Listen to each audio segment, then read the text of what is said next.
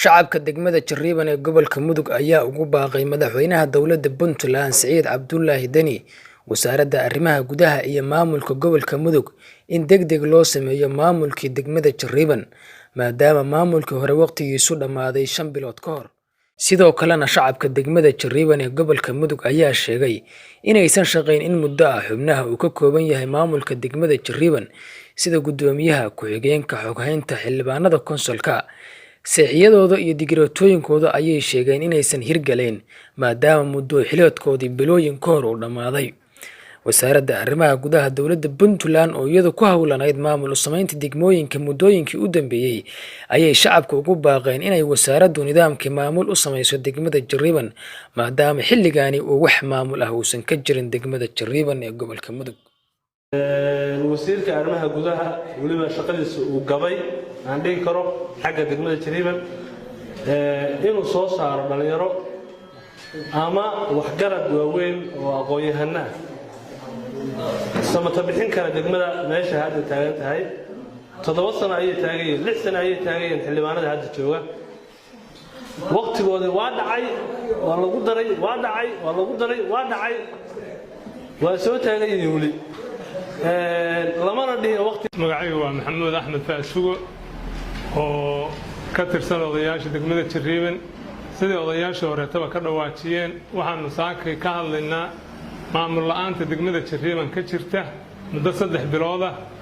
haatanna aan uga codanayno wasaaradda arrimaha gudaha gudoomiyaha gobolka ee maamulka Puntland ay qosayso in arrinka wax laga qabto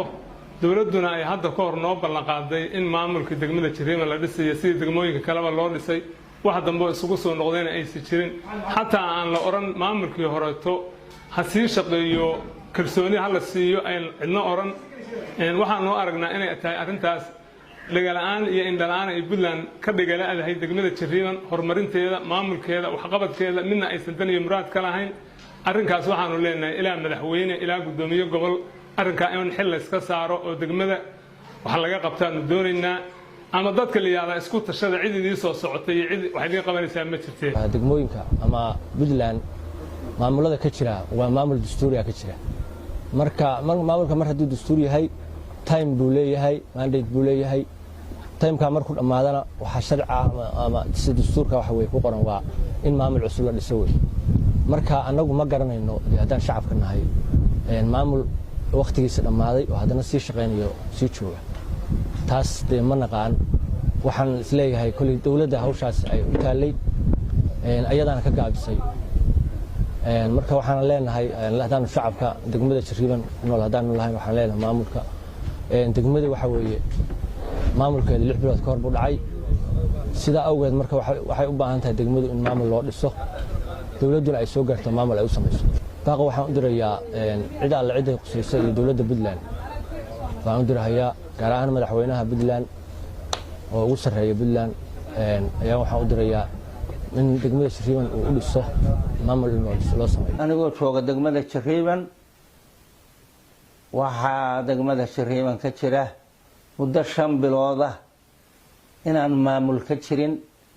maamulku horena uu dhacay oo 5 bilood raacay dawladdii uu ka degay ninkii la oran jiray Cabdi ina Cali Gaas wax ka dambeeyay maamul Jariban lagama dhisay dadkaasi dawladdii ina Cali Gaas bay la dhaceen degmada Jariban jooga maamul ka dambeeyay lama dhisin dawladda Puntland waxaan leeyahay marka degmada Jariban degmooyinka maamulka loo dhisay kuma jirta miyaa waa la iloobay miyaa away wasiirka arrimaha guduhu away gudoomiyihii gobolka Mudug away madaxweynihii Puntland maxaa jira degmada ma la ganaaxay degmada oo ganaax baa ku socda degmadu maamul ma leh waxa aan sheegayaa amar ma aha waa degmadu sida ay tahay weey oo maanta ay tahay